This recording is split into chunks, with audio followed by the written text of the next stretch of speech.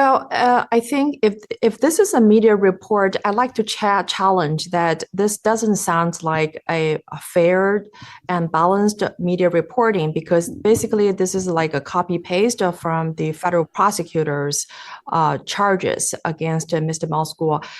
This report doesn't interview the real victims. I mean, there are 5,500 GTV investors who have been labeled as the victim of Mr. Malskuo's fraud.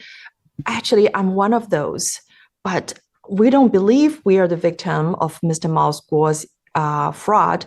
We believe we are the victims of the CCP infiltrated the DOJ and SEC's weaponization of this country's justice system. So I'd like to first say thank you for having me, because you're giving a platform for the silent majority. I mean, no mainstream media has come to us, just interview us and ask the GTV investors, what do we have to say about this charge? And how do we feel about this? I mean, we feel this is a terribly wrong case against Mr. Malskuo, and we believe it's the CCP's infiltrations in this country at work.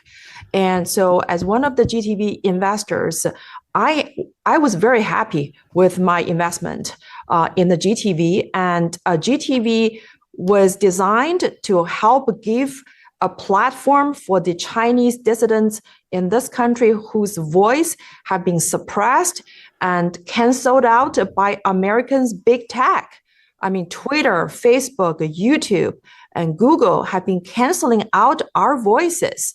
And Mr. Malskuo's account on Twitter is among the first one to be permanently suspended by Twitter. And everybody remembered the Twitter file. I mean, Twitter has put the CCP's security personnel on its payroll out of Beijing.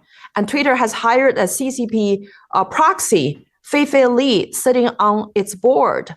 America's social media companies and mainstream media companies have not only been silencing the conservative people's voice, but also they're the biggest suppressor of the Chinese dissidents' voice.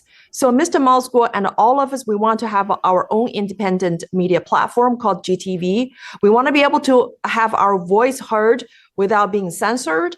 And that SEC became our enemy. Why didn't SEC go after many Silicon Valley's startup?